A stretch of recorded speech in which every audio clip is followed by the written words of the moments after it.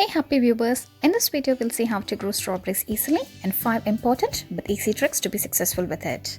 Few of the most common problems with strawberry plants are that the foliage looks healthy but there are no flowers, are in a lighter green color, or there are yellow spots on leaves. All these problems and most of the other problems that we see with strawberry plants are directly because of the soil that we put it in and because of the fertilizers. Sometimes there are too much of nutrients, sometimes it is too less. So it is important to crack the soil first. Secondly, superior quality strawberry plants, that is the plant with all the inherited qualities from the parent, is obtained from the runner and not from the seeds. So I would totally recommend propagating your strawberry plants from the runners. So today I'll be planting these strawberry plants. All of these were propagated from just 2 strawberry plants. Let's begin with the soil preparation. For containers and raised beds, I take 2 parts garden soil and 1 part organic compost. I mix it in well before I put them into the raised bed. Strawberry plants spread sideways, so select your containers that are wide in diameter. Plant your strawberries in full sun position. That is, your plant should receive at least 6 hours of sun every day. Spacing is very important. Space them at least 35 to 45 cm depending upon the variety. The organic matter in the soil preparation is more than enough for these strawberries, so we will not be adding any kind of fertilizer to this. What happens when you add too much fertilizer or fertilizer that has high nitrogen content is, it will tend to put on a lot of nice foliage growth and no flowering at all.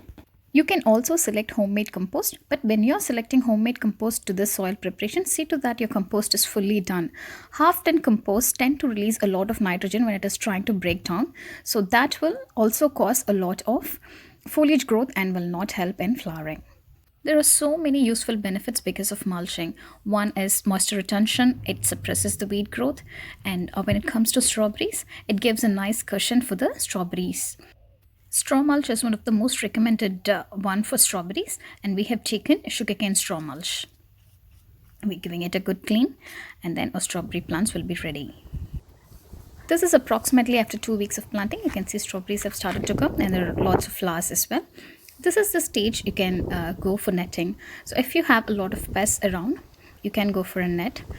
Our netting is very simple. We use a few garden stakes to hold the net in place and then secure the loose net with a brick or something heavy. We always select net that has a lower aperture, that is 4 mm or lesser. That is more than enough for strawberries.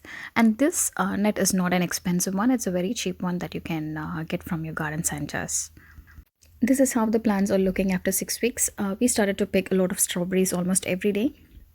Gardeners generally recommend 6 to 7 strawberry plants for one individual to get a continuous bounty of strawberries every single day. But you can always start with a couple of strawberry plants and then propagate more plants from the runners. Runners are horizontal stems that grow from the strawberry plants above the ground level. At each node, you will have a root system. So you can snip those runners off from the parent plant and plant them separately. Also, when you're letting your strawberry plant to set runners, do not do it in the first year, because if you let the plant to set runners in the first year, there will be very less fruit production. It will directly affect strawberry production. So let your plant set runners only from the second year. During the fruiting season, give your strawberries a very good soak and avoid overhead watering. I hope this video was useful to you. For more videos, please subscribe to Happy Home Garden. As always, let's learn, support and inspire our gardens. Happy gardening!